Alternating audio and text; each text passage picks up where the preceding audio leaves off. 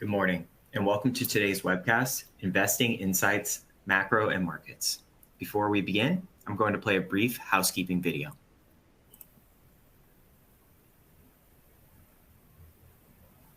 Welcome, and thank you for viewing our webcast series. Before we begin, please keep the following in mind. You can customize how you view our presentation and interact with the presenter. For better viewing, close all other applications and turn up your speaker volume. You can adjust window size and placement or enter full screen mode using the controls at the top right of the window or dragging the bottom right-hand corner to resize. At the bottom of your screen, you'll see a series of icons that relate to a different aspect of our session. You can download a PDF of today's slides from the Slide Deck and Handouts widget. You can ask questions by typing in the Q&A window and clicking Submit. We'll do our best to answer all questions or follow up via email. If you experience technical difficulty, refresh your browser by hitting the F5 key. This presentation is not legal, investment, or accounting advice. We encourage you to seek the counsel of a professional service provider to apply this content to your specific circumstances. And with that, I'm pleased to introduce today's presenters from Moss Adams, Michelle Walker and Dominic Cellitti. And I'll turn it over to Dominic to get things started. Good morning, and welcome to another installment of Macro and Markets. I'm Dominic Cellitti, Senior Financial Advisor with Moss Adams Wealth Advisors, and I'm joined as always by our Chief Investment Officer, Michelle Walker. We appreciate you joining us today as we discuss what we saw in Q2, what's going on in the markets now, and where we see opportunities ahead. So today, before we get into it, we have a quick polling question for the audience. Thank you, Dominic.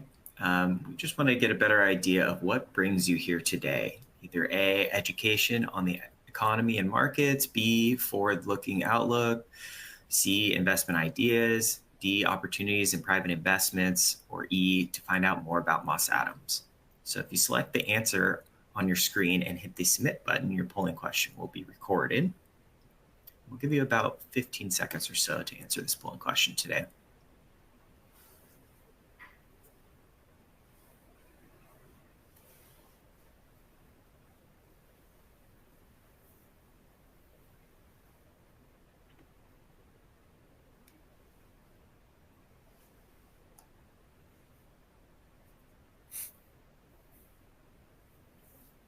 All right, we're getting up 70 percentiles. So we'll give you about 5 more seconds with this one.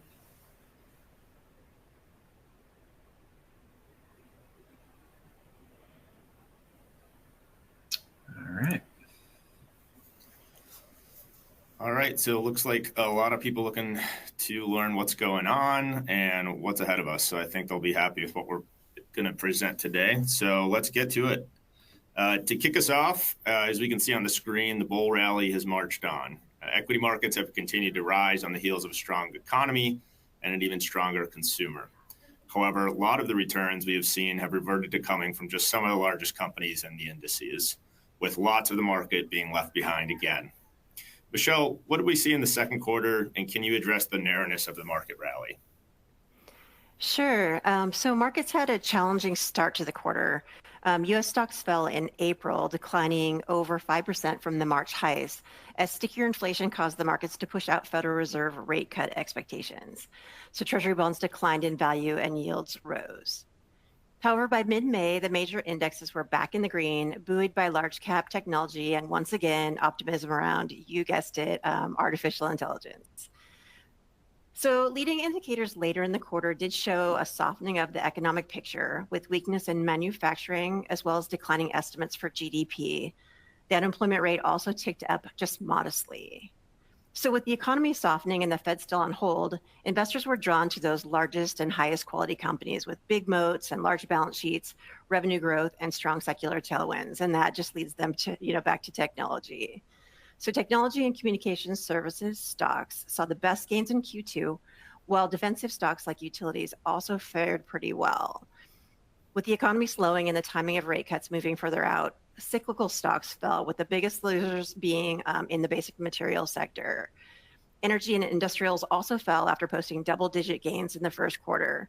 So with interest rates staying higher for longer, real estate stocks and small caps also continued to tread water. So this bifurcation between tech and like everything else saw the market cap weighted S&P 500 up 3.9% over the quarter, closing at a record high 9 times. And meanwhile, the equal weight S&P fell by 3.1% over the same quarter. So let's talk about the economy, the consumer, and our expectations around Fed cuts. Yeah, so here at mid-year, you can see the U.S. economy is on solid footing, albeit softening slightly.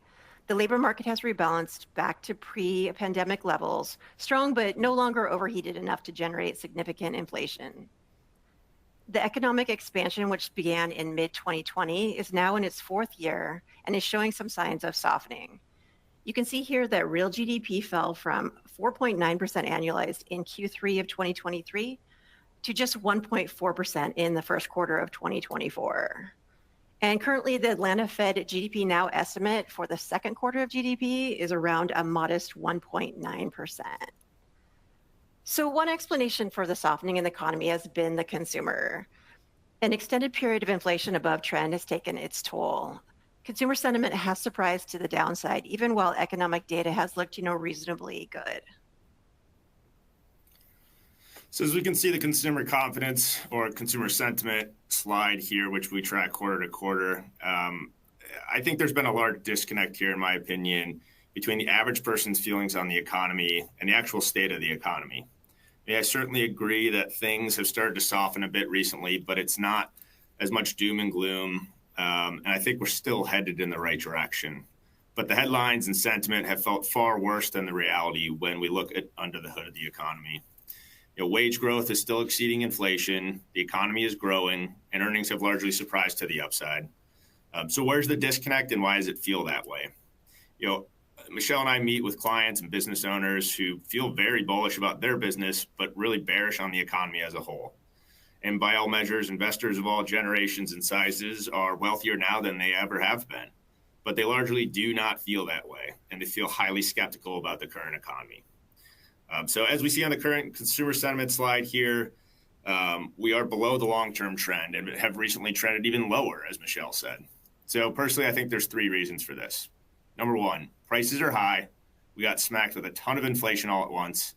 It just does not feel good, and we have not adjusted to those new prices. It might take some time, but we simply need to adjust. They're definitely not going back to where they were in 2019. And as frustrating as inflation is, deflation and the risks that come with it are even scarier.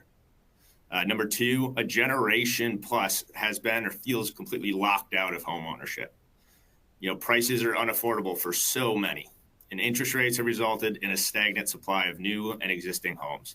And even if rates go down, I believe you'll see prices rise further. If you can't afford one of the core assets of life, of course, you're going to feel some despair about your financial future. And number 3, headlines. We're more online now than ever, and whether that's news or social media. Negative or contrary headlines sell, and stories of caution and finance are much catchier than the alternative. So you add these all up, and I think it's pretty easy to see why we have a lot of discontent and bearishness on behalf of the consumer, even when the economy is pretty healthy. So let's take a look at consumer finances and the consumer balance sheet. I'll point out some areas where I do have some concerns here, albeit not ones I think put the greater economy at risk.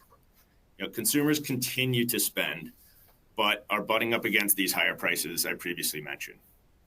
Some are doing fine, and their wages have kept up for them or even are exceeding price increases. Some are getting by and just keeping pace, but others have certainly started to do one of 2 things: sacrifice savings or look to debt or credit cards to fill that void.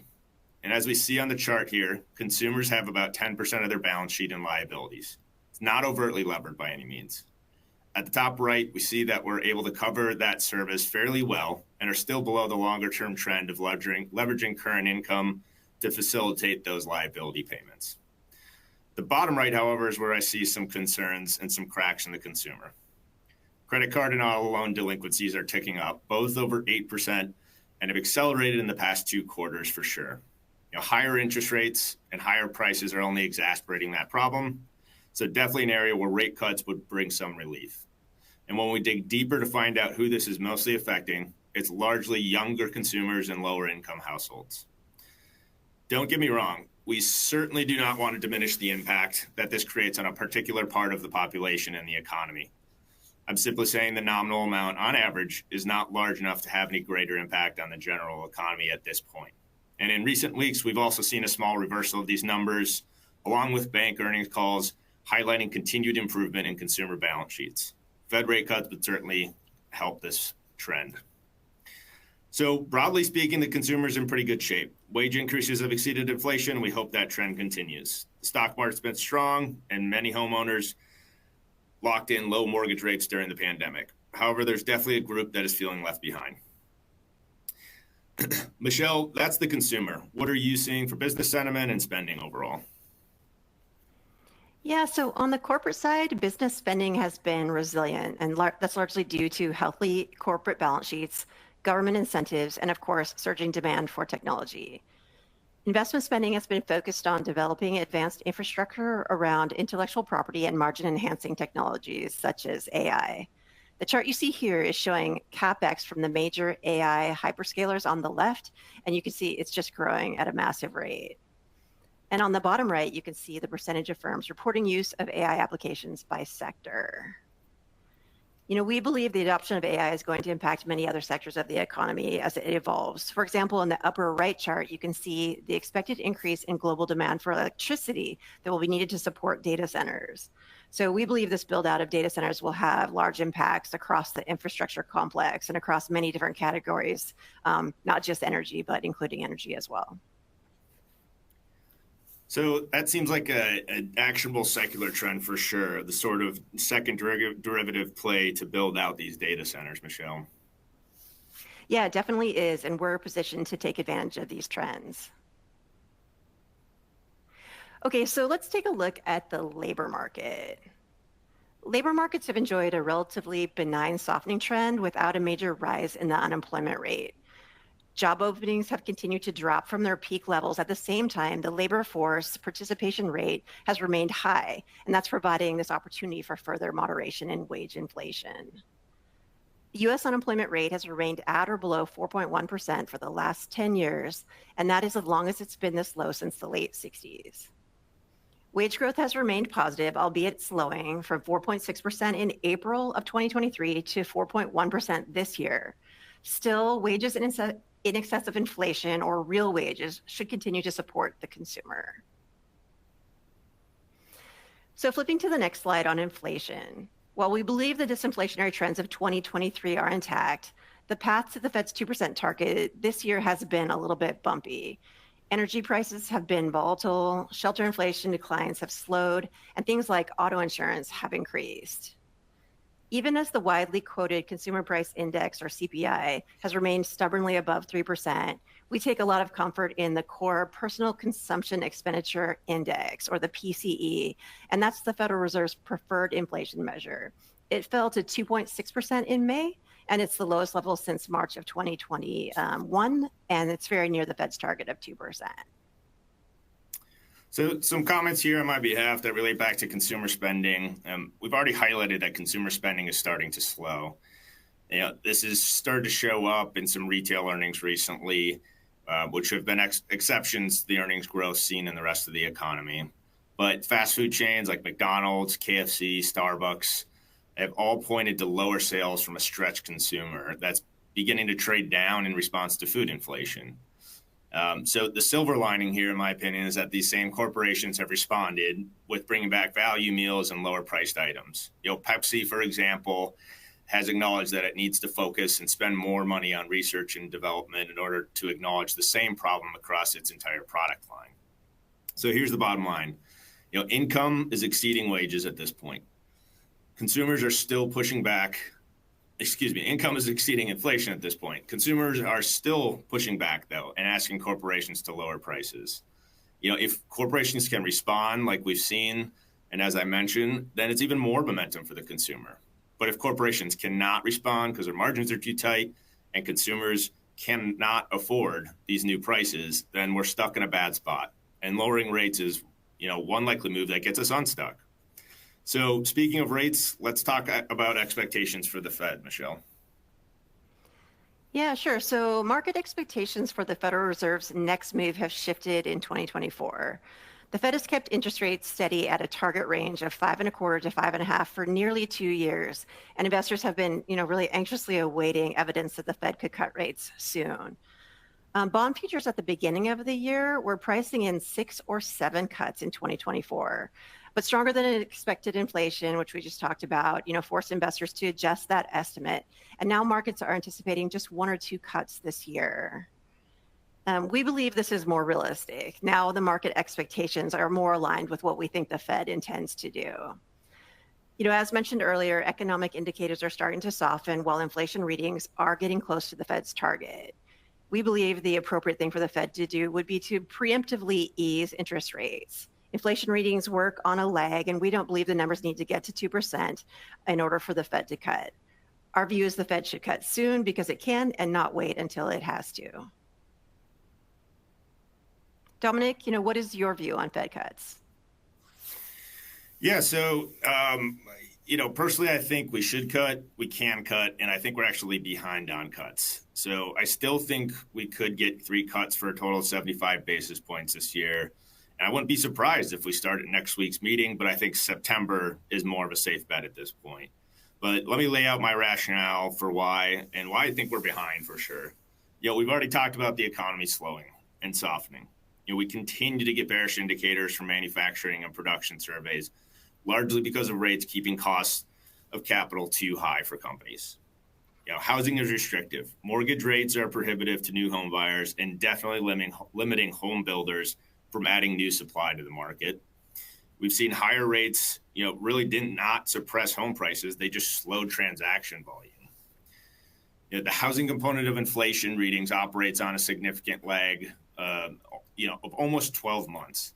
So much that's, the Bureau of Labor Statistics started to create its own measure, but that's not considered in Fed cuts at this point. But when we do consider it, we're actually below the 2% target at this point, and it's continued to trend lower. Inflation has continued to trend in the right direction on its own, even with the slowing momentum here. But Jerome Powell himself said we do not need to be at 2% to cut. And we probably won't be at 2% when we do cut, like you said, Michelle. Other voting members have also started to posture prior to moves. And, we've continued to hear language of potential Fed cuts coming. Election year constraints on the Fed are overblown as well. Any reluctance to cut or not cut could be spun into being politically motivated either way.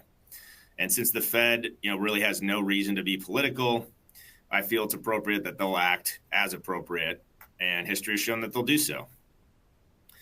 I think one point here is the Fed's going to see who's being most affected by restrictive policy at this point, and that's largely consumers, like I said, especially lower income consumers, young adults, and small businesses, and that's the lifeline of our economy. Larger companies and higher net worth individuals are reaping benefits from higher rates. So they could have the opposite effect at this point if rates are kept restrictive too long. Unemployment has begun to tick up, and this is one of the most important pieces, in my opinion.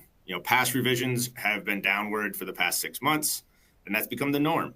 This might be the area I'm most concerned about, as I said, because unemployment doesn't not just tick up and down. It generally trends, and when it moves, it takes off pretty fast. And it's one of the 2 mandates of the Fed. So I won't be surprised if this is the main concern for the Fed at this point, as considering inflation has been tamed. If you wrap all these together, I see no reason why we should not be cutting. Growth is slowing. We're well below the neutral rate. Inflation is nearly in check, and rates are really only holding the consumer back. You don't hit the brakes in the middle of an intersection. You slow down well before a turn. 75 basis points also is not going to light a fire under demand at this point to the tune of 2021, but it'll help maintain a healthy economy and mitigate some of the cracks that we're starting to see and we've mentioned today. It also lets the Fed cut on their own terms, which the market processes a lot healthier than if they're forced to cut. So let's flip back to the markets, Michelle. What's your view on the market breadth so far this year? It's been narrow, but what do you see? Yeah, so no doubt the resilience of the U.S. equity markets at the index level has been, really impressive. Despite that sharp hawkish repricing I was talking about, the S&P 500 market cap weighted index was up 15% through the end of the second quarter. That said, as you can see on the left-hand side of this next slide, the rally remained narrow in nature and the Magnificent Seven continued to lead the charge. This cohort of stocks, includes Microsoft, Apple, Amazon, Meta, Google, Nvidia, and Tesla. And those were all combined up 30% through Q2, whereas the rest of the index was up just a modest 5%. That said, strong performance from the Magnificent Seven isn't without reason. These are the companies that have been the beneficiaries of excitement around AI and were responsible for all of the S&P's earnings growth in 2023. While this dynamic continued to play out during the first quarter, during earnings season, other companies across sectors are expected to see earnings improve in the coming quarters. And you can see that in the chart in the upper right. Earnings growth from the other 490 plus companies of the S&P 500 are expected to have substantial earnings growth. And so with depressed relative values and expectations for the Fed to cut rates, they looked poised for a much better price action in the second half of the year, which should broaden the market rally and support a more inclusive and sustainable advance. So in fact, that's actually what we've seen this quarter so far in Q3.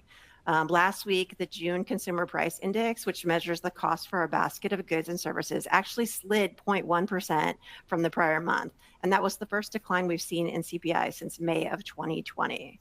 So the market really liked that pushed Treasury rates across the curve lower, and the one-year Treasury declined to 3%, the lowest level seen in 3 years.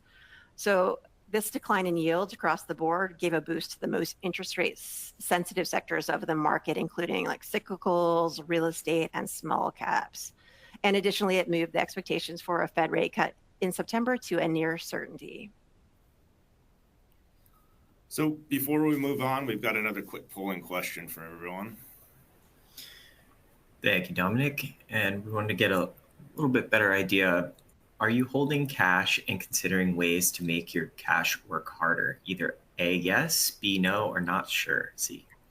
If you select the answer on your screen and hit the submit button, your polling question will be recorded. I'll give you about 15 seconds to answer this one as well.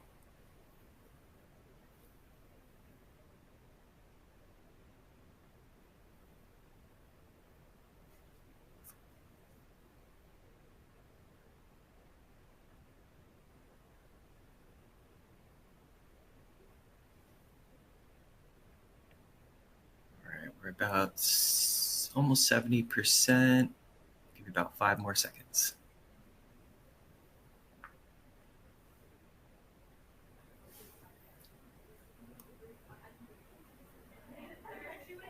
All right, let's check out the results. Okay, so it seems like a lot of people are holding on to cash right now and looking for opportunities, Michelle. Yeah, so just as we discussed, things are looking pretty good. The economy is holding up well, and the market is starting to broaden, which we think is really healthy. So what is your advice to clients holding cash? Yeah, so I think there's a great opportunity still both for bonds and stocks at this point. A lot of that, of course, depends on a client's risk tolerance and what their long-term plan is.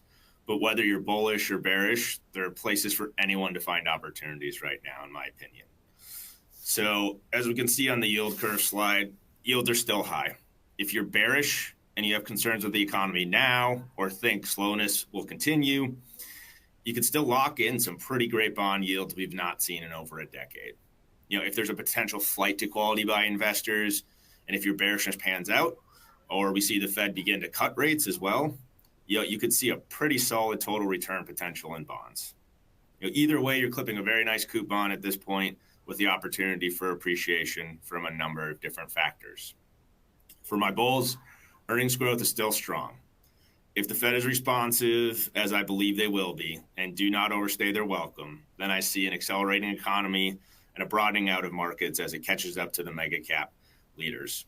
Market history tells us that new highs beget new highs. So that momentum could really carry if the economy holds up and these other factors come into play from a bull standpoint.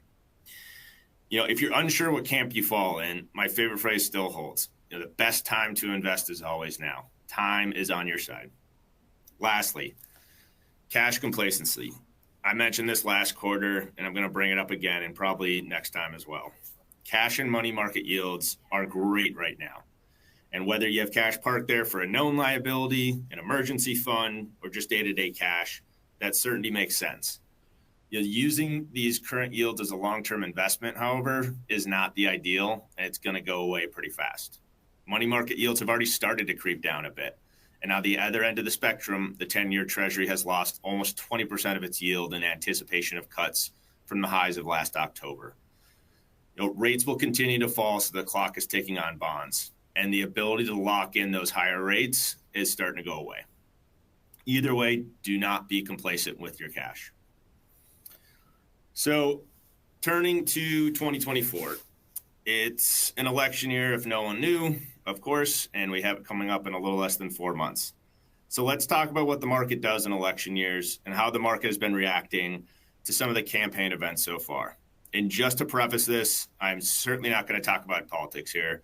In all seriousness, Michelle and I look at the markets and the economy from a purely quantitative standpoint and base our decisions and on what the data and the markets are reflecting. The bottom line here is mixing political views in our portfolio does not work well. But we want to add some context here, and regardless of any party, talk through some interesting theories for presidential terms as well as elections. So let's start out with the election year returns. How do they fare versus other years? They're largely the same.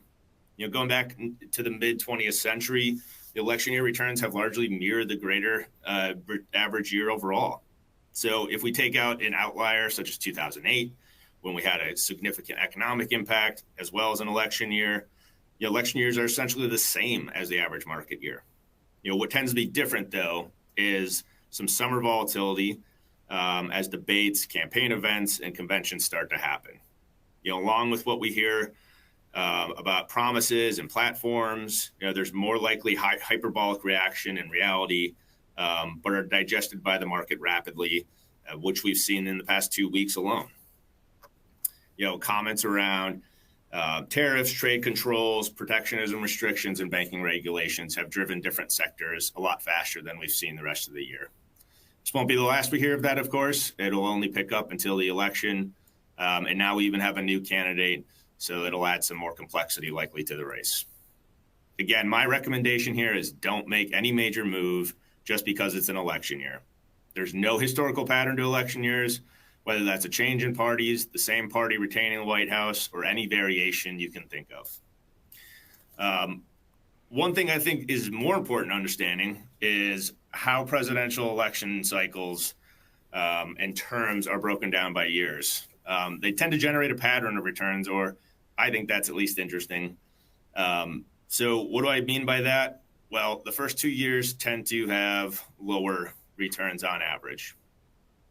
Whoever's elected typically is looking into pet projects and focusing on priorities that were promised to advocates and donors during the election, but might not have the greatest long-term economic benefits.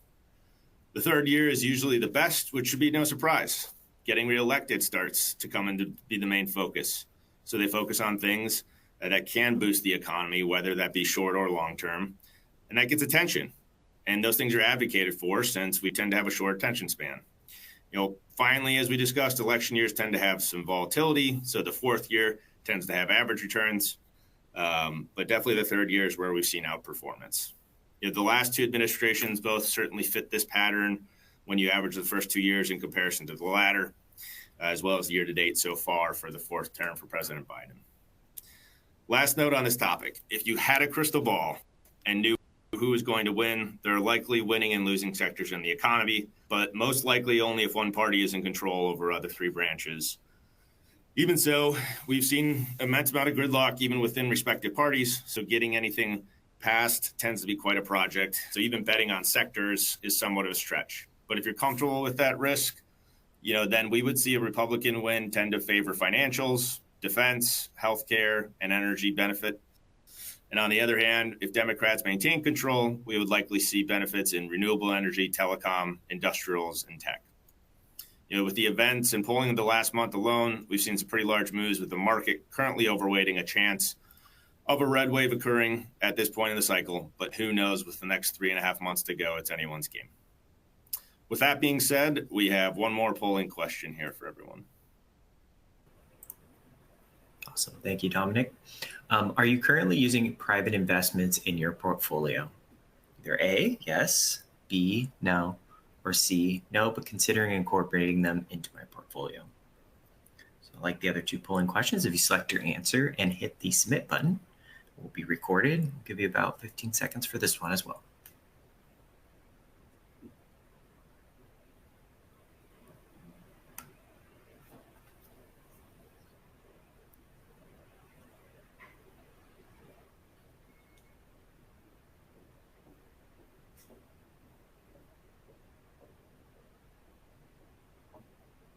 All right, we're at about 70%, so I'll give you about 5 more seconds here.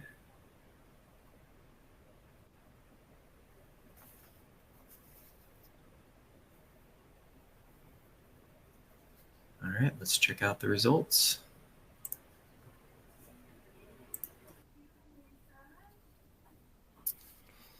Yeah, So it so seems what about we can half see. and half, Michelle.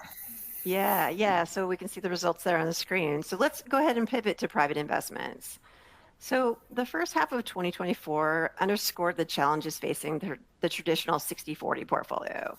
So stocks and bonds remained mostly positively correlated and continued to offer just mediocre levels of income.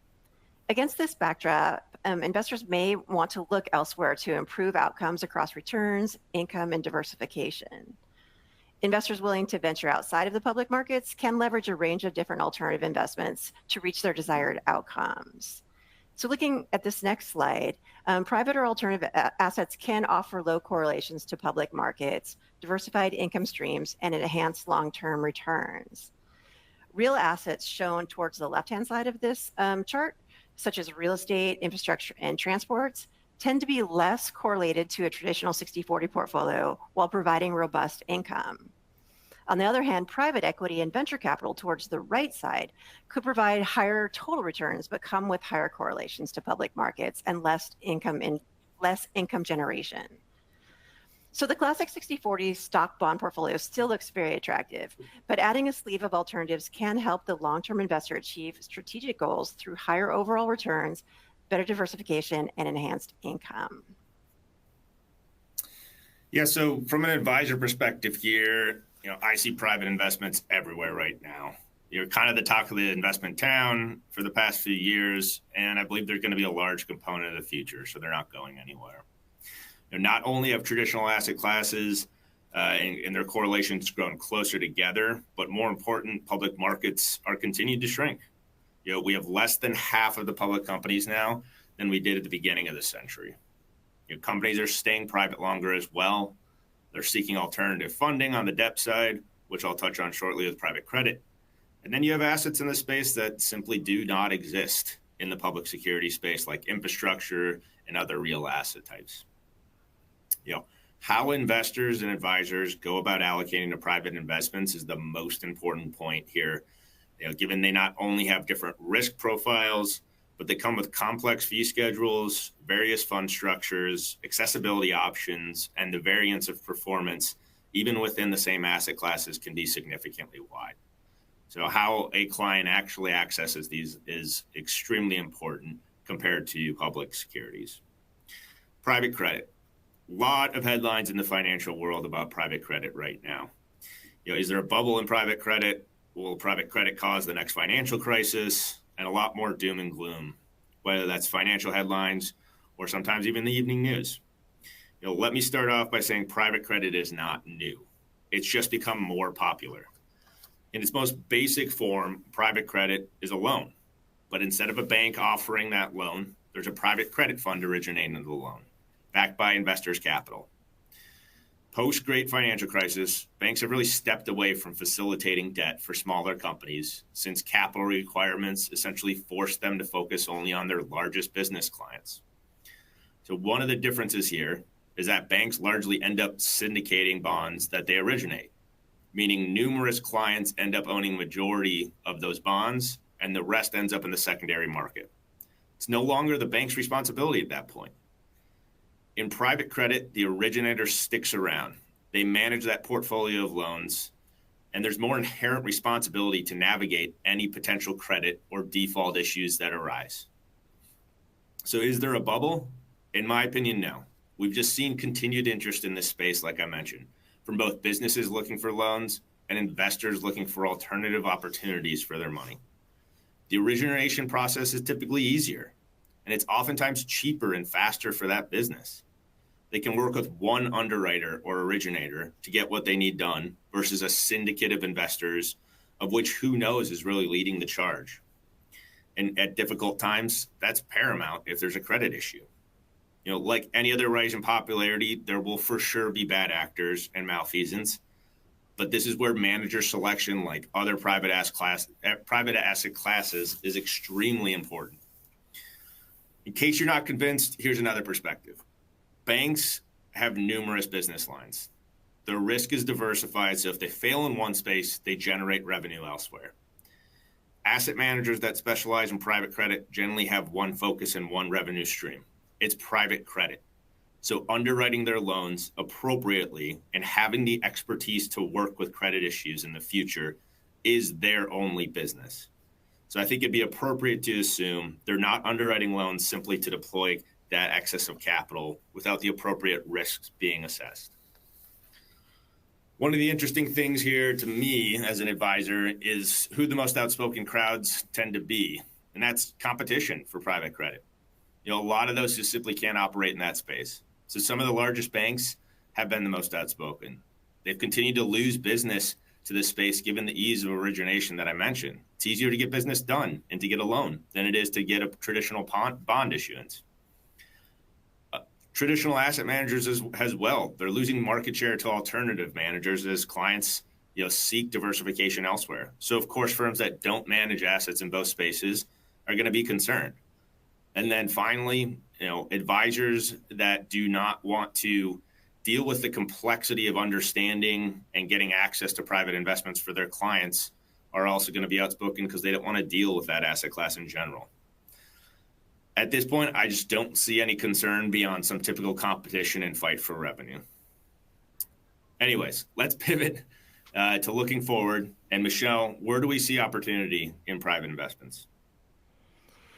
Yeah, so we've touched on most of this, but looking forward, in the public markets, we think secular tailwinds should continue to be supportive, such as the prospects for AI, both for the companies who produce the infrastructure, as well as for the companies who will benefit from its potential productivity enhancements.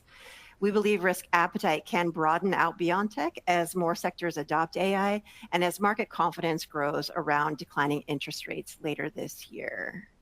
But outside of public assets, private alternatives do offer investors an opportunity to enhance portfolio performance. For some of the areas where we are constructive, example, with central banks around the world starting to cut rates, the decline in borrowing costs should create a tailwind for high quality private real estate due to its sensitivity to interest rates. We also like private infrastructure. Infrastructure's low downside capture can help buffer portfolios during periods of volatility, while it offers consistent tax-advantaged income. We're bullish on infrastructure energy assets. I mentioned that before, as AI's rapid expansion is creating immense demand for data centers. Data centers and AI technologies will need consistent and reliable power in the future. And then finally, to Dominic's point, yields on private credit remain very attractive. However, with elevated macro uncertainty, we do really feel strongly about, focusing on the capabilities of the manager that you're deploying there. So, Michelle, I could not agree more with you at this point. I believe there's a lot of great opportunities in the public markets and, of course, in private investments. I just want to affirm, none of these asset classes are entirely new. They're just more accessible, more prevalent given the current dynamics of the market and how technology platforms have helped facilitate access to more investors as opposed to just the ultra high net worth. One contrasting point that I cannot drive home enough, though, is how paramount manager selection is in this space. S&P 500 index funds are pretty much the same regardless of the manager. And even most actively managed funds will track the index and be pretty similar. But in this space, quality and experience from the fund manager is extremely important. Also, like any other allocation decision, investors need to assess how they include these in their portfolio. In this case, beyond the normal risk return considerations, You need to consider the illiquidity factors, how you're going to access private investments, the type of cash management that comes along with it for capital calls, and other planning considerations that an advisor and investor need to assess on top of the usual considerations for public investments. So that's all we have prepared. We have a few questions from the audience here. I'll start out with the first one asking, what returns are we seeing in private investments? So I guess, Michelle, I'll address that first and then see if you have any thoughts. I mean, on average, it's going to depend on the asset class, of course. But across the board, there's illiquidity and other risks associated, like we mentioned with these. So there should be a fair amount of alpha compared to a public investment equivalent, if you could even make an equivalency to it. So the variance there is quite big, anywhere from 4% to 5% in additional yield in private credit, to equity being significantly higher. It just depends on the specific asset class. But Michelle, any thoughts there on private investment returns? Yeah, in addition to that, because these investments tend to be illiquid, which sounds kind of scary on the surface, it actually gives you some added benefits. So the illiquid nature of these asset classes means that investors will demand a higher return versus a comparable, liquid investment. Additionally, one of the other things that happens when there's a lower liquidity or a lack of liquidity is that the volatility is much lower. So you don't get that kind of extraneous noise you get in the public markets when people, hear, provocative statements from people running for president, or when, there's, concerns about, bank failures or things of that nature. You get these volatile moves in the public space that you just don't see in the private markets because of the illiquid nature. Yeah, I think the illiquid nature is obviously a risk, but I think it's certainly a benefit, and that's why these assets have to pay more compared to a public equivalent. Yeah. So there's two sides to that for sure. Another question here from the audience is: it seems you expect rate cuts soon. What impact might that have on residential home prices? Yeah, I mean, I can take that one. So it's been really interesting. So even while the Fed has raised interest rates from 0 to over 5%, we have not seen the decline in home prices that we would have expected. Instead, we have really just seen the markets sort of freeze up. And this is due to several factors, including a lack of supply, as well as homeowners that locked in low rates during the pandemic, and they're just unwilling to move. So the good news is, as mortgage rates decline, it should unfreeze the market as homes become more affordable, at least on a, as it relates to the mortgage payments. However, this will likely bring in new buyers and will incentivize homeowners who've been sitting in this low rate mortgages for a while to actually start to sell. And so this momentum could actually cause prices to start to move higher again, which just further exacerbates the affordability problem. But we think lower rates might actually make home prices move higher. Great. Go ahead. Nope. I think we might have one more if you want to read that one. I was just going to say there's one more here. So it says, so you've been mentioning that you like private investments. How do you think about how an investor allocates in that space? I'll let you take that one, Dominic.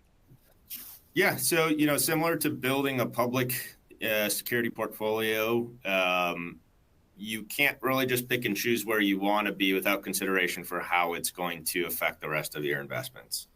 We already addressed illiquidity, but that would kind of be the starting point to see how much can you really lock up in principal without being concerned for achieving your goals from an expense standpoint or other liabilities you might have.